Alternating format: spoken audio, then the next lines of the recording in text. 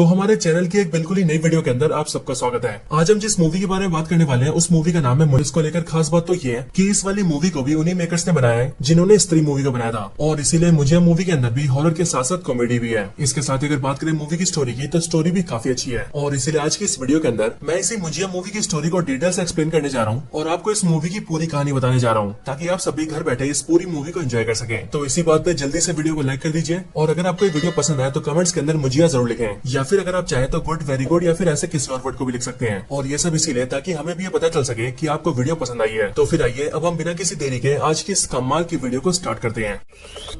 तो इस मूवी की स्टार्टिंग होती है कोनकान से, जो कोनकान महाराष्ट्र के अंदर है, और यहाँ पर जब कहानी शुरू होती है तब साल होता है 1952। महाराष्ट्र के कोनकान के गांव के अंदर हम ये देखते हैं कि वहाँ पर एक छोटा सा बच्चा होता है जिसका नाम गोटिया होता है, और उसकी उम्र 10 से 12 साल होती है। और गोटिया इस गाँव में अपनी माँ और अपनी छोटी बहन के साथ रहता था, और गोटिया की बहन उससे 1-2 साल छोटी होती है। यहीं पर गोटिया जिस घर में रहता था उसके बगल वाले घर में कुछ और लोग रहते थे, और यहीं पर एक लड़की रहती थी जिसका नाम था मुन्नी, और गोटिया मुन्नी से प्यार करता था। लेकिन फर्क ये था कि जहाँ गोटिया की उम्र 10 से 12 साल थी वहीं पर मुन्नी उससे 7 साल बड़ी थी, और इसीलिए मुन्नी की उम्र 18-19 साल थी। लेकिन गोटिया तब भी मुन्नी से प्यार करता था, और वो ये चाहता था कि उसकी शादी मुन्नी से हो जाए। लेकिन मुन्नी के घर वाले उसकी शादी फिक्स कर देते हैं। लेकिन जिससे मुन्नी की शादी फिक्स होती है वो जिस दिन मुन्नी से शादी करने आता है उसी दिन गोटिया उस दुल्हन के खाने में चूहे मारने का जहर डाल देता है। हालांकि उस खाने से दूल्हा बच तो जाता है, लेकिन इस बारे में बाकी सबको पता चल जाता है। और जैसी गोटिया की माँ इस बात को जानती है वैसी वो गोटिया को पकड़ के अपने घर में लाती है, और गोटिया को मारने के लिए एक बड़ा सा चाबुक निकालती है, और उस चाबुक से गोटिया को बहुत मारती है। और यहाँ पर हम ये भी देखते हैं कि वैसे तो गोटिया किसी से नहीं डरता है, लेकिन उसे अपनी माँ के चाबुक से बहुत डर लगता है। हालांकि उसी दिन मुन्नी की शादी हो जाती है, और वहीं पर जो गोटिया की माँ होती है वो उसी दिन गोटिया का मुंडन भी करवा देती है। और वैसे तो जैसी मुन्नी की शादी होती है वैसी वो अपने दूल्हे के साथ चली जाती है। लेकिन हम ये देखते हैं कि गोटिया अभी मुन्नी को याद करता है, और वो अभी भी ये सोचता है कि वो किसी तरह से मुन्नी से शादी कर ले। अब इसके लिए गोटिया ये फैसला करता है कि वो मुन्नी को हासिल करने के लिए काला जादू करेगा, और काला जादू करके वो मुन्नी पर वशीकरण करेगा, जिसके पास मुन्नी उसके पास आ जाएगी, और फिर वो और मुन्नी दोनों शादी कर लेंगे। और वैसे भी यहाँ तक गोटिया के बारे में जानने के बाद ही आप सभी समझ ही होंगे कि गोटिया कोई आम बच्चा नहीं था, बल्कि वो बेसिकली एक साइको बच्चा था जिसके मन में मुन्नी को पाने का ऑब्सेशन था। अब इधर गोटिया जैसी काला जादू करने का फैसला करता है वैसे ही वो अपनी छोटी बहन को अपने साथ लेता है और गाँव के पास के एक जंगल में चला जाता है। हमें पता लगता है कि गाँव के पास जो ये जंगल है इस जंगल का नाम चिंटुकवाड़ी है, और क्योंकि ये गाँव से दूर है इसलिए आमतौर पर यहाँ जल्दी कोई नहीं आता है। गोटिया यहाँ पर अपनी छोटी बहन को रात के समय पर लाता है, और यहाँ पर आकर एक बड़े से बरगद के पेड़ के नीचे बैठ जाता है, और वहाँ बैठकर काला जादू करने लगता है। और फिर इसके बाद ही हम ये देखते हैं कि गोटिया अपनी छोटी बहन पर हमला कर देता है और एक चाकू से उसे मारने की कोशिश करता है। लेकिन गोटिया की छोटी बहन उसे रोकती है और उससे पूछती है कि आखिर वो ऐसा क्यों कर रहा है, और वो अपनी छोटी बहन को क्यों मारना चाहता है। जिस पर गोटिया उसे बताता है कि उसे अपने काला जादू के अंदर एक लड़की की बलि देनी पड़ेगी, और इसलिए यहाँ पर वो उसे मारकर उसकी बलि देगा। और फिर गोटिया के हिसाब से जैसे उसका काला जादू पूरा होगा वैसी मुन्नी उसके पास आकर उससे शादी कर लेगी। लेकिन यहाँ पर हम ये देखते हैं कि जब गोटिया अपनी छोटी बहन पर हमला करके उसे मारने की कोशिश करता है तभी उसकी छोटी बहन अपना बचाव करती है और वो गोटिया को धक्का मारती है। जिसके बाद जैसे गोटिया को धक्का लगता है वैसे उसका सर सीधा बरगद के पेड़ पर टकराता है, और सर टकराने की वजह से गोटिया का सर फट जाता है और उसके सर से बहुत सारा खून निकलने लगता है। और देखते ही देखते कुछ ही पलों के अंदर गोटिया की मौत हो जाती है। लेकिन ये सब देखकर गोटिया की जो छोटी बहन होती है वो जल्दी से भागकर गाँव जाती है और अपनी मदर के साथ साथ सारे गाँव वालों को वहाँ पर ले आती है। वहाँ पर आने के बाद ही सारे लोग गोटिया की हालत देखते हैं, लेकिन तभी गाँव के जो मुख्य पंडित होते हैं वो कहते हैं कि ये बहुत बड़ा अनर्थ हो गया है, क्योंकि असल में गोटिया एक ब्राह्मण परिवार का लड़का है, और अभी कुछ ही दिन पहले उसका मुंडन भी हुआ है। लेकिन गोटिया का मुंडन हुए 10 दिन भी पूरे नहीं हुए हैं, और यहाँ पर गोटिया की अकाल मृत्यु हो गई है। और इसीलिए गाँव के सारे मुख्य पंडित बताते हैं कि अब गोटिया मरने के बाद ब्रह्म राक्षस बनने वाला है, और हो सकता है कि ब्रह्म राक्षस बनने के बाद वो गाँव वालों का बुरा करे, और इसीलिए सबको गोटिया को यहीं पर रोकना होगा। इसके लिए गाँव वाले गोटिया को उसी पेड़ के नीचे दफना देते हैं जिस बरगद के पेड़ के नीचे गोटिया की मौत हुई थी। और फिर उसे दफनाने के बाद ही वो जो सारे मुख्य पंडित होते हैं वो मंत्रों का इस्तेमाल करके उस पूरे पेड़ को बांध देते हैं ताकि गोटिया उस पेड़ से कहीं भी दूर न जा सके, और उसकी आत्मा जो कि ब्रह्म राक्षस बन चुकी है वो हमेशा के लिए वहाँ पर कैद होकर रह जाए। हालांकि यहीं पर हम ये भी जानते हैं कि गोटिया जिस हालत में मरा है उस हालत में मरने वाले को मुंजिया कहते हैं, जिसका मतलब अब गोटिया मुंजिया बन चुका है। अब इसके बाद ही कई साल बीत जाते हैं, और बहुत सालों के बाद हम सीधा पुणे शहर को देखते हैं, जो पुणे शहर भी महाराष्ट्र के अंदर ही है, लेकिन ये कोनकान और उसके गाँव से काफी दूर है। यहाँ पुणे के अंदर हम मूवी के मेन कैरेक्टर को देखते हैं जिसका नाम है बिट्टू, और बिट्टू इस पुणे शहर के अंदर अपनी मदर और ग्रैंड मदर के साथ रहता है, यानी कि माँ और दादी के साथ। इसके साथ ही हम ये भी जानते हैं कि बिट्टू के फादर की कई साल पहले मौत हो चुकी है, और उसकी जो मदर है वो एक ब्यूटी पार्लर चलाती है, और उससे वो लोग काफी अच्छा पैसा कमाते हैं, एंड उनकी फैमिली काफी अच्छे से चल रही है। और अपनी फैमिली के अंदर बिट्टू, उसकी मदर और उसकी दादी तीनों काफी खुश हैं। साथ ही साथ हम ये भी जानते हैं कि बिट्टू भी अपनी मदर की उनकी काम में हेल्प करता है, और बिट्टू को भी लड़कियों के बाल काटना और उनका मेकअप करना काफी अच्छे से आता है। यही पर हम देखते हैं कि बिट्टू की एक दोस्त होती है जो कि उसके बगल वाले घर में रहती है, और बिट्टू के इस वाले दोस्त का नाम होता है बेला, और ये बेला जो कि एक लड़की होती है वो बिट्टू की बचपन की दोस्त होती है, और ये दोनों बचपन से एक साथ खेल कूद कर बड़े हुए हैं। यहाँ पर बेला बिट्टू से मिलने आती है, और वो बिट्टू से अपने बॉयफ्रेंड को भी मिलवाती है। और हम ये देखते हैं कि बेला के बॉयफ्रेंड का नाम कुबा होता है, और वो एक अंग्रेज होता है। लेकिन बिट्टू को बेला के बॉयफ्रेंड से मिलकर खुशी नहीं होती, क्योंकि असलियत में बिट्टू मन ही मन बेला से प्यार करता है, लेकिन उसने कभी भी बेला से ये बात बोली नहीं है। हालांकि यहीं पर हम ये देखते हैं कि बिट्टू को उसके मन में अचानक से वही पेड़ दिखता है जिस बरगद के पेड़ के नीचे मुंजिया को कैद करके रखा गया है। साथ ही साथ यहाँ पर बिट्टू ये भी देखता है कि इस बरगद के पेड़ के ऊपर एक राक्षस जैसा बच्चा है जो कि उसे अपने पास बुला रहा है। और यहाँ बिट्टू ये भी सोचता है कि उसे एक ख्याल बचपन से आ रहे हैं और वो हमेशा अपने मन में इसी पेड़ को देखता है। लेकिन यहाँ बिट्टू इन सारी बातों को इग्नोर करता है और वो अपने घर से बाहर निकलकर अपने दोस्त से मिलने जाता है। हम ये देखते हैं कि बिट्टू का एक बेस्ट फ्रेंड होता है जो कि एक सरदार होता है और उसका नाम स्पीलबर्ग होता है। अब वैसे तो रियल में इसका नाम स्पीलबर्ग नहीं होता, लेकिन अब क्योंकि बिट्टू के सरदार दोस्त को वीडियो शूट करने का काफी शौक होता है, इसीलिए वो अमेरिका के फिल्म मेकर स्पीलबर्ग से इंस्पायर होकर अपना खुद का नाम भी स्पीलबर्ग रख लेता है। यहाँ पर हम ये देखते हैं कि बिट्टू अपनी लाइफ में काफी खुश होता है, लेकिन फिर एक दिन अचानक से बिट्टू को उसके चाचा की बेटी का फोन आता है, यानी कि उसकी कजन सिस्टर का, जिसका नाम होता है रुक्कू। फोन पर रुक्कू बिट्टू से कहती है कि उसके घर वालों ने उसकी शादी फिक्स कर दी है और इसीलिए कुछ ही दिनों के अंदर उसकी सगाई होने वाली है। इसीलिए वो चाहती है कि बिट्टू अपनी फैमिली के साथ उसकी सगाई में आए। वो बताती है कि उसने बिट्टू की माँ को और दादी माँ को दोनों को इन्विटेशन दे दिया है और इसीलिए वो बिट्टू को भी पर्सनली बोल रही है। इसीलिए वो चाहती है कि उसकी सगाई में सब लोग आए। और फिर इसीलिए इसके बाद ही हमें देखते हैं कि बिट्टू, उसकी मदर और उसकी ग्रैंड मदर तीनों ये फैसला करते हैं कि वो तीनों रुक्कू की सगाई में जाएंगे। हालांकि यहीं पर हम ये नोटिस करते हैं कि बिट्टू की मदर इस बात को सुनकर काफी ज्यादा नाराज हो जाती है और वो बिट्टू की ग्रैंड मदर से कहती है कि वो बिट्टू को लेकर रुक्कू की सगाई में नहीं जाना चाहती, क्योंकि वो जब भी बिट्टू को लेकर गाँव जाती है तब हमेशा बिट्टू की तबियत खराब हो जाती है। लेकिन इसके बावजूद भी हम ये देखते हैं कि वो तीनों गाँव जाने का प्लान करते हैं और वो तीनों गाँव जाने के लिए निकल जाते हैं। आगे हमें पता लगता है कि रुक्कू और उसके पेरेंट्स यानी कि बिट्टू के चाचा की फैमिली कोनकान के उसी गांव में रहते हैं जिस गांव में मुंजिया रहता था। और अब क्योंकि बिट्टू मुंजिया के गांव से जुड़ा हुआ था और उसे हमेशा ही मुंजिया के ख्याल भी आते थे, इसलिए यहाँ पर ये सब देखे हमें ये तो क्लियर हो जाता है कि हो ना हो बिट्टू का मुंजिया से कोई ना कोई कनेक्शन तो जरूर है। हालांकि इन सब के बाद ही बिट्टू और उसकी फैमिली सीधा गाँव पहुंचते हैं और कोनकान के गाँव में आकर वो लोग सीधा अपने चाचा के घर जाते हैं। बिट्टू जब चाचा के घर पहुंचता है तब वहाँ पर उसके चाचा की फैमिली उन सबको देखकर काफी खुश होती है। लेकिन हम यहाँ पर ये भी नोटिस करते हैं कि बिट्टू का जो चाचा है वो बिट्टू को और उसकी मदर को दोनों को नापसंद करता है और वो इसीलिए क्योंकि बिट्टू के चाचा का ऐसा मानना है कि उसके बड़े भाई की मौत बिट्टू और उसकी मदर की वजह से हुई है। और इसीलिए हम ये देखते हैं कि यहाँ पर घर के अंदर बिट्टू के चाचा बिट्टू की मोम को थोड़ा बुरा भला कहते हैं, जिस वजह से उन दोनों के बीच आर्गुमेंट हो जाती है। लेकिन इसी आर्गुमेंट की वजह से बिट्टू के चाचा को और ज्यादा गुस्सा आता है और वो गुस्से में आकर बिट्टू को उसके डैड की मौत के बारे में बताने लगता है। अब यहाँ पर हम ये भी जानते हैं कि बिट्टू को अब तक ये पता नहीं होता है कि उसके डैड की मौत कैसे हुई थी, क्योंकि उसकी मदर और दादी ने इस बारे में उसे कभी कुछ नहीं बताया था। लेकिन यहाँ पर बिट्टू का चाचा गुस्से में आकर बिट्टू को सब कुछ बताने लगता है और वो बिट्टू से कहता है कि यहाँ हमारे गाँव के पास ही एक जंगली एरिया है जिसका नाम है चिंटुकवाड़ी और वो चिंटुकवाड़ी हमारी पुश्तैनी जगह है। लेकिन उसी चिंटुकवाड़ी के अंदर एक बरगद का पेड़ है जो कि शापित है, क्योंकि बहुत साल पहले वहाँ पर एक लड़का मर गया था और अब गाँव वालों को ऐसा मानना है कि वो मुंजिया बन गया है, इसीलिए उसके डर से रात को वहाँ पर कोई भी नहीं जाता है। लेकिन आज से काफी साल पहले उसके बड़े भाई ने यानी कि बिट्टू के फादर ने उस चिंटुकवाड़ी को बेचने की कोशिश की थी। लेकिन अब क्योंकि उसके शापित होने के किस्से सबको पता है, इसलिए कोई भी चिंटुकवाड़ी को खरीदने को तैयार नहीं था, क्योंकि सबके मन में उस पेड़ का और मुंजिया का डर था। और इसी वजह से उसके बड़े भाई ने डिसाइड करा कि वो चिंटुकवाड़ी से उस पेड़ को ही काट देगा। लेकिन जैसे उसका बड़ा भाई उस पेड़ को काटने गया ताकि पेड़ के कटने के बाद ही वो ये साबित कर सके कि ना तो वो पेड़ शापित है और ना ही वहाँ पर कोई मुंजिया है, लेकिन जैसे उसका बड़ा भाई पेड़ को काटने गया वैसे अचानक से उसकी मौत हो गई और वो पास के समुद्र के अंदर डूब गया। और फिर इसके आगे बिट्टू का चाचा बिट्टू से कहता है, बिट्टू तुम जानते हो कि तुम्हारे पापा ने ये सब किसके लिए किया था? तुम्हारे पापा ने ये सब किया था तुम्हारी माँ के लिए, क्योंकि तुम्हारे पिता को तुम्हारी माँ का ब्यूटी पार्लर बड़ा करना था और उसे एक बढ़िया सा ब्यूटी पार्लर खोल के देना था और इसी काम के लिए उन्हें पैसे चाहिए थे जिसके लिए वो चिंटुकवाड़ी बेचना चाहते थे। लेकिन उन समय उनकी मौत हो गई और इसीलिए उस दिन के बाद से मैं तुम्हारी माँ से बहुत नफरत करता हूँ, क्योंकि मेरा ये मानना है कि उन्हीं की वजह से मेरे बड़े भाई की मौत हुई है। और हाँ बिट्टू, क्योंकि तुम इस औरत के बेटे हो इसलिए मुझे तुमसे भी नफरत है। अपने चाचा के मुंह से इन सारी बातों को सुनकर बिट्टू रोने लगता है और इसीलिए रोते हुए वो सीधा घर के बाहर आता है और बाहर आकर सीधा स्कूटी उठाता है और वहाँ से डायरेक्टली चिंटुकवाड़ी चला जाता है। और चिंटुकवाड़ी पहुंचकर वो उसी बरगद के पेड़ के आगे आ जाता है जहाँ पर उसके फादर की मौत हुई थी। इधर बाकी के घर वाले भी बिट्टू को ढूंढने लगते हैं और बिट्टू के चाचा जानकारी के लिए सारे गाँव वालों को फोन करते हैं, जिसके बाद उसके चाचा को पता लगता है कि गाँव के एक आदमी ने बिट्टू को चिंटुकवाड़ी में जाते हुए देखा था। बिट्टू का चाचा ये बात जानने के बाद ही परिवार वालों को बिट्टू के बारे में बताता है और वो सबसे कहता है कि बिट्टू चिंटुकवाड़ी के अंदर है। बट ये सुनकर बिट्टू की दादी बिट्टू के चाचा से कहती है कि वो जल्दी से चिंटुकवाड़ी जाए और बिट्टू को बचा कर लाए। लेकिन बिट्टू का चाचा ऐसा करने से मना कर देता है और वो बिट्टू की दादी से यानी कि अपनी माँ से कहता है कि रात के टाइम पर चिंटुकवाड़ी में कोई नहीं जाता है और इसीलिए वो भी वहाँ पर नहीं जाएगा। लेकिन ये सुनने के बाद ही बिट्टू की दादी ये फैसला करती है कि वो खुद ही चिंटुकवाड़ी में जाएगी और बिट्टू को बचा कर लाएगी, क्योंकि बिट्टू की दादी ये जानती थी कि चिंटुकवाड़ी में जाने से बिट्टू की जान को खतरा हो सकता है। हालांकि चिंटुकवाड़ी जाने से पहले हम ये देखते हैं कि बिट्टू की दादी अपना एक बक्सा खोलती है और बक्से के अंदर से एक चाबुक निकालती है और फिर यहाँ पर हम ये नोटिस करते हैं कि ये बिल्कुल वही चाबुक होता है जिस चाबुक का इस्तेमाल करके मुंजिया की माँ उसे मारा करती थी। हालांकि फिर इसके बाद ही हम ये भी जान जाते हैं कि असल में बिट्टू की जो दादी है वो मुंजिया की छोटी बहन है, यानी कि वही छोटी बहन जिसे मुंजिया ने मारने की कोशिश करी थी, लेकिन उस रात वो खुद ही मारा गया था।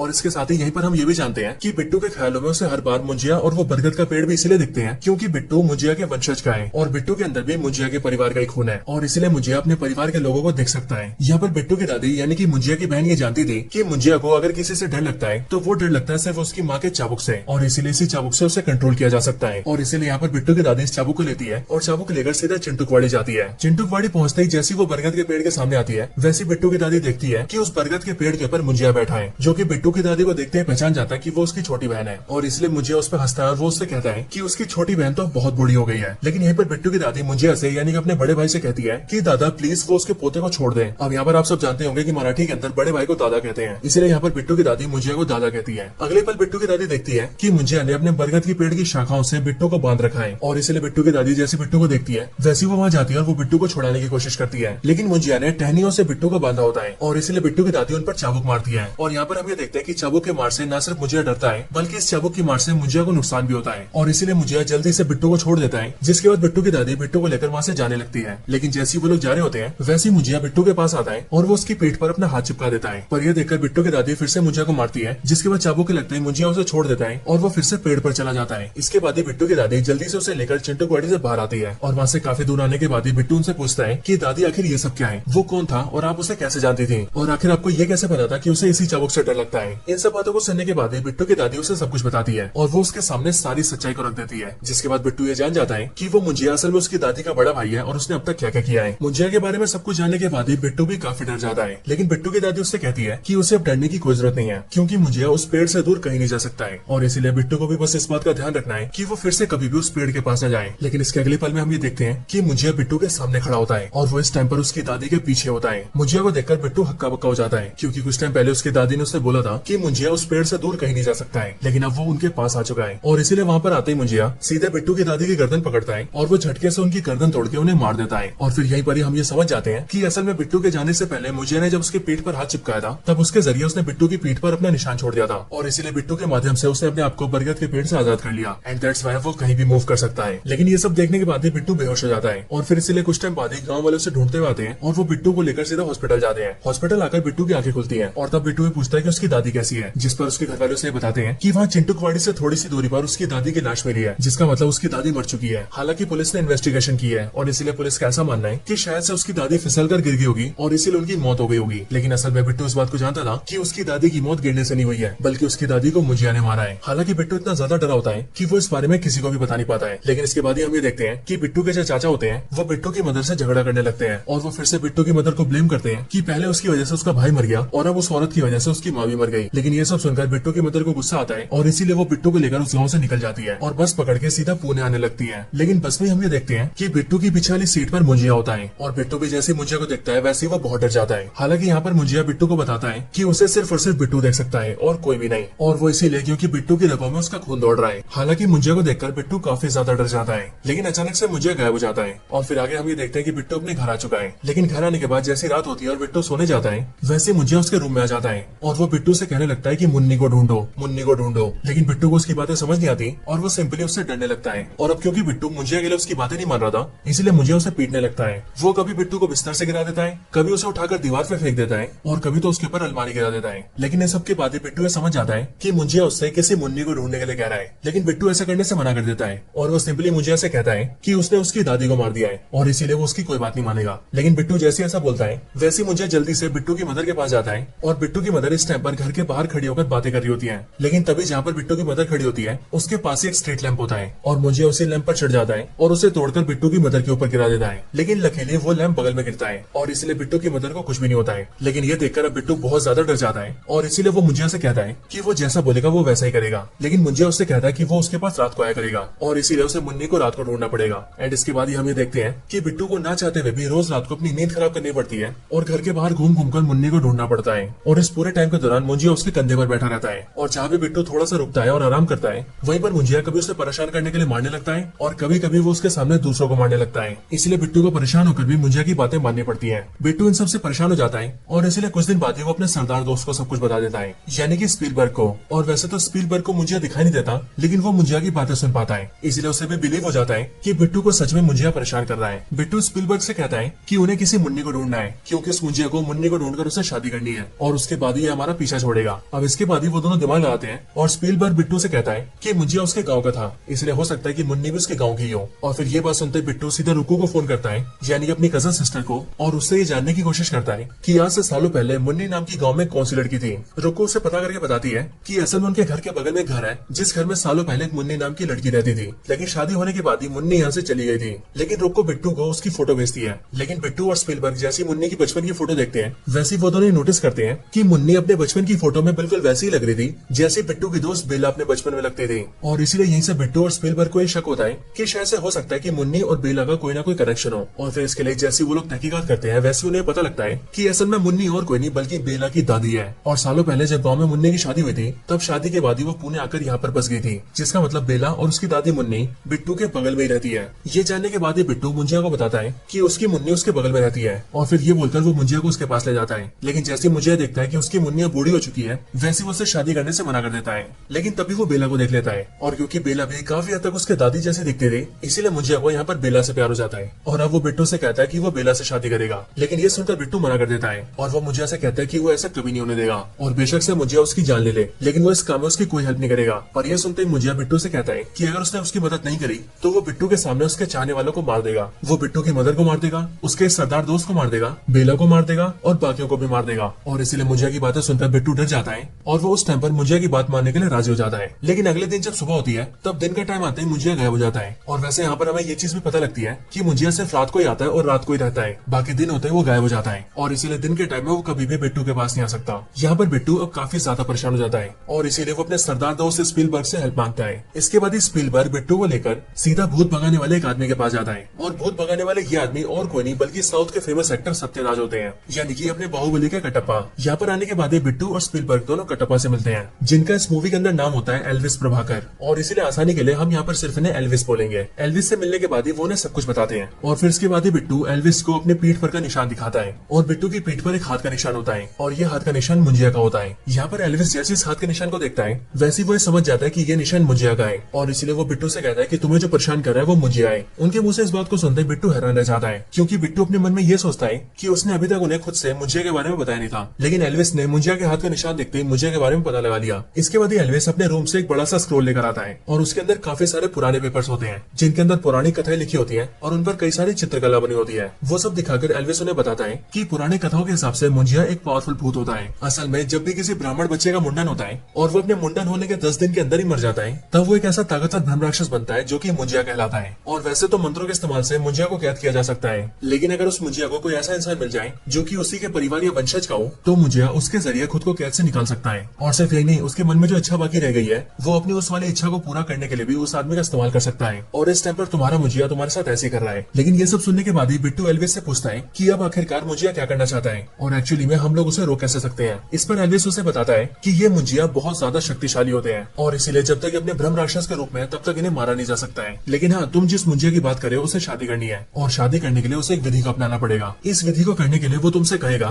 कि वो जिस लड़की से शादी करना चाहता है तुम लोग उसे लेकर सीधा उसी पेड़ के पास पहुंच जाओ जिस पेड़ में उसे कैद किया गया था। और वहाँ पर आने के बाद ही वो तुमसे ये भी कहेगा कि तुम उसके लिए किसी बकरी को पकड़ कर लाओ और जब तुम बकरी को भी ले आओगे तब वो तुम्हें बकरी के सर पर एक निशान बनाने के लिए कहेगा जो निशान कुछ ऐसा दिखता है। और हाँ, तुम उसके वंशज के हो इसीलिए वो तुमसे कहेगा कि तुम इस निशान को अपने खून से बनाओ क्योंकि खून से बनाने के बाद ही वो निशान काम करेगा। और तुम जैसे अपने खून से उस बकरी के सर पर निशान बनाओगे वैसे मुझे अपने आप को उस बकरी में डाल लेगा और फिर उसके बाद वो उस लड़की से शादी करेगा। और एक बार जैसे उसने शादी कर ली वैसी वो लड़की भी मारी जाएगी जिसके बाद मुझे उस लड़की की आत्मा को लेकर चला जाएगा और वो हमेशा हमेशा के लिए उस लड़की की आत्मा को अपने साथ रखेगा। और यही इस मुंजिया का मकसद है। हालांकि इसके आगे एल्विस उन्हें बताता है कि इस दौरान वो लोग मुंजिया को मार सकते हैं, लेकिन हाँ, मुंजिया को तभी मारा जा सकता है जब मुंजिया अपने आप को बकरी के शरीर में डाल देगा। लेकिन उनके पास काफी कम टाइम होगा क्योंकि जैसे मुंजिया बकरी के शरीर में आएगा वैसे वो लड़की से शादी करने लगेगा और अगर उसने शादी कर ली तो सब कुछ खत्म हो जाएगा। इसीलिए जैसी मुंजिया अपने आप को बकरी में डाले उन लोगों को वैसे उस बकरी को मार देना होगा क्योंकि जैसी वो बकरी मारी जाएगी वैसे उसके साथ ही मुंजिया भी खत्म हो जाएगा। हालांकि एल्विस उन सबको प्लान समझाने के बाद ही उनसे ये भी कहता है कि इस प्लान को अंजाम देने में वो भी उनका साथ देगा। अब इसके बाद ही बिट्टू ये समझ जाता है कि अब उसे क्या करना है और इसीलिए जैसे इसी रात को मुंजिया उसके पास आता है वैसे वो मुंजिया से कहता है कि वो मुंजिया की शादी बेला से करवाने के लिए राजी है और वो शादी करवाने के लिए बेला को गाँव लेकर जाएगा। इसके बाद ही बिट्टू बेला से मिलता है और वो बेला के सामने बहाना करके उसे अपने गाँव लाने के लिए राजी कर लेता है। जिसके बाद बिट्टू, बेला और उसका दोस्त स्पीलबर्ग तीनों उसके गाँव जाते हैं। बेला को गाँव लाने के बाद बिट्टू उसे नारियल पानी पिलाता है, लेकिन वो उस नारियल पानी में शराब मिला देता है जिस वजह से जैसी बेला उसे पीती है वैसी बेला नशे में आ जाती है और इसलिए बिट्टू जल्दी से बेला को लेता है और अपने दोस्त स्पीलबर्ग के साथ मिलकर सीधा चिंटूपाड़ी में आता है। हालांकि इन सबके दौरान ही हम ये देखते हैं कि गांव में बिट्टू की जो कजन सिस्टर होती है यानी कि रोको, वो भी मुंजिया को देख लेती है और अब क्योंकि वो भी सेम खानदान से है इसलिए वो भी मुंजिया को देख पाती है। इसलिए बिट्टू रुको को सब कुछ समझाता है और उसे भी अपने प्लान में शामिल कर लेता है। जिसके बाद ही वो सब लोग मिलकर एक बकरी उठाते हैं और सारी चीजों को लेकर सीधा बरगद के पेड़ के नीचे पहुंचते हैं। और यहाँ पर आने के बाद ही जैसा एल्विस ने बोला था मुंजिया बिल्कुल वैसा ही बोलता है और वो बिट्टू से कहता है कि वो बकरी के सर पे अपने खून से इस तरह के निशान को बना दे। और फिर बिट्टू जैसे अपने खून से उसके सर पे ऐसा निशान बनाता है वैसी मुंजिया बकरी की बॉडी में अपना शरीर डाल लेता है। लेकिन जैसे वो बकरी की बॉडी में आता है और शादी करने आता है वैसे बिट्टू उस बकरी को पकड़ लेता है और वो उसे काटने लगता है। लेकिन वो उस पर हमला करता है कि उससे पहले हमें देखते हैं कि बेला जो कि नशे की हालत में थी वो बिट्टू को ऐसा करने से रोक देती है और वो नशे की हालत में उससे कहती है कि ये बकरी मेरा पति है, मेरी शादी हो रही है इससे, तुम इसे मार के रहे हो, इसे मत मारो। और बेला ये सब इसीलिए बोल रही होती है क्योंकि वो नशे में होती है। लेकिन उसके ऐसा करने की वजह से बिट्टू मुंजिया को मार नहीं पाता है। हालांकि इस टाइम पर ही हम ये देखते हैं कि उस बकरी के सर पे जो निशान बना होता है वो निशान बेला के शरीर में चिपक जाता है, जिस वजह से बेला के शरीर पर भी वैसा निशान बन जाता है। हालांकि तभी बिट्टू को एल्विस की कई भी बातें याद आती है और एल्विस ने उससे कहा था कि जब वो बकरी के सर पर अपने खून से निशान बनाएगा तब उसे इस बात का ध्यान रखना पड़ेगा कि वो निशान बकरी के सर के अलावा और कहीं पर भी ना बने, खास करके किसी इंसान पर तो बिल्कुल नहीं, क्योंकि अगर ऐसा हुआ तो मुंजिया सीधा उसकी बॉडी में घुस जाएगा। और यहाँ पर प्रेजेंट टाइम में हम ऐसा ही देखते हैं क्योंकि जैसे बकरी का सर बेला की बॉडी पर लगता है और बेला के शरीर पर वो निशान चिपकता है वैसी मुंजिया सीधा बेला के अंदर घुस जाता है। और फिर जैसे वो बेला के अंदर आता है वैसी वो दिखने में बहुत डरावनी हो जाती है और वो बिट्टू से कहती है कि उसने उसे मारने की कोशिश की है, जिसका मतलब उन सब ने मुंजिया को धोखा दिया है और इसलिए मुंजिया उन सबको मार देगा। और फिर ये बोलकर मुंजिया जो कि बेला की बॉडी में होता है वो सब पर अटैक कर देता है। अब मुंजिया से बचने के लिए बिट्टू, रुको और स्पीलबर्ग तीनों वहाँ से भाग जाते हैं और वह चिंटूकवाड़ी से भागकर सीधा रुको के घर में घुस जाते हैं। लेकिन मुंजिया पीछा करते हुए वहां भी पहुंच जाता है। अब हालांकि मैं आपको बता दूं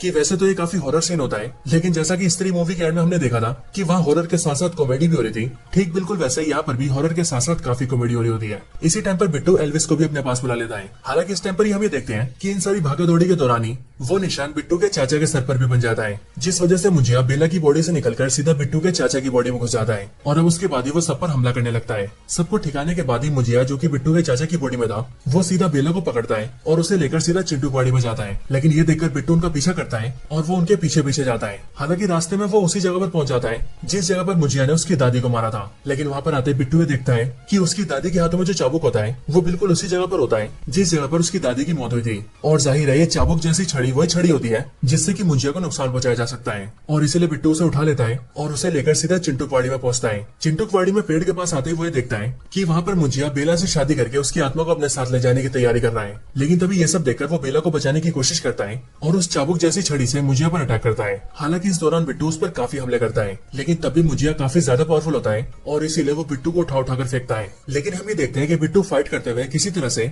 अपने चाचा की पीठ पर वही निशान बना देता है जिस निशान से मुंजिया शरीर बदलता है। और फिर चाचा की पीठ पर निशान बनाने के बाद ही बिट्टू जल्दी से वो निशान पेड़ पर भी बना देता है। और फिर जैसे वो पेड़ पर निशान बनाता है वैसे हम ये देखते हैं कि मुंजिया बिट्टू के चाचा की बॉडी से निकल जाता है और वो सीधा पेड़ की बॉडी में घुस जाता है। मतलब कि अब मुंजिया पेड़ के अंदर आ जाता है और अब बिट्टू को और बेला को ऐसा लगता है कि उन लोगों ने मुंजिया को पेड़ के अंदर कैद कर दिया है। लेकिन अब क्योंकि मुंजिया बहुत ज्यादा पावरफुल था इसीलिए मुंजिया पेड़ के अंदर आने के बाद भी पूरे पेड़ को कंट्रोल करता है और वो पेड़ की टहनियों से उन सबको पकड़ने लगता है। लेकिन तभी बेला ये देखती है कि उस बरगद के पेड़ के पास ही एक लालटेन रखा है जिसके अंदर काफी सारा मिट्टी का तेल है और इसीलिए बेला किसी तरह से उसे उठाती है और उसे लेकर सीधा पेड़ के ऊपर मारती है जिससे कि पेड़ के ऊपर मिट्टी का तेल लग जाता है। और फिर तभी बिट्टू ये देखता है कि उसके पास भी एक लकड़ी है जो कि जल रही है और असल में ये वही लकड़ी होती है जिस लकड़ी को उन्होंने पहले रखा होता है, यानी कि उस टाइम पर जिस टाइम पर वो लोग मुंजिया और बेला की शादी करवा रहे थे। और इसीलिए बिट्टू उस जलती लकड़ी को उठा लेता है और उससे सीधा पेड़ में आग लगा देता है। पेड़ में जैसी आग लगती है वैसे हम ये देखते हैं कि पूरा पेड़ जलने लगता है और पेड़ के साथ साथ मुंजिया भी जलने लगता है। और इसीलिए बिट्टू मुंजिया की पकड़ से खुद को छुड़वा लेता है और वो बेला के साथ सीधा पेड़ से काफी दूर आ जाता है, जिसके बाद वो और बेला दोनों चिंटूकवाड़ी से निकल जाते हैं और इधर ये पेड़ काफी ज्यादा जल जाता है और हमें दिखाया जाता है कि अब मुंजिया खत्म हो चुका है। इसके बाद सब कुछ ठीक हो जाता है और बिट्टू भी बेला को लेकर पुणे आ जाता है। पुणे आने के बाद ही बेला उसे बताती है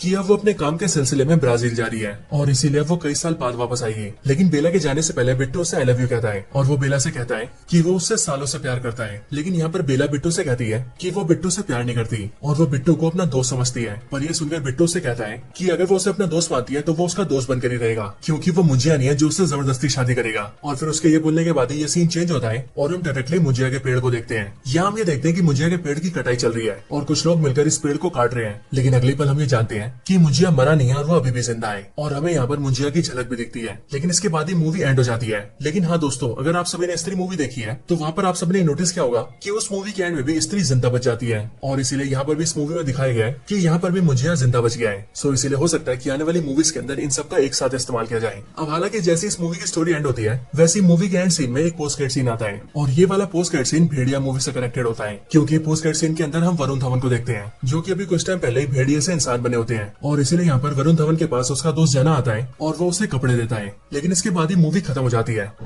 सो दोस्तों यही थी वीडियो मुझे मूवी की स्टोरी के ऊपर। आप सभी को इस मूवी की स्टोरी कैसी लगी ये आप मुझे कमेंट्स के अंदर जरूर बताएं और अगर आप सभी का कोई और रिकमेंडेशन हो तो वो भी मुझे कमेंट्स के अंदर बता सकते हैं। बाकी वीडियो पसंद आई हो तो इसे लाइक जरूर करें, चैनल को सब्सक्राइब नहीं करा तो अभी कभी सब्सक्राइब करें, वीडियो को शेयर करना चाहते हैं तो ज्यादा से ज्यादा शेयर करें एंड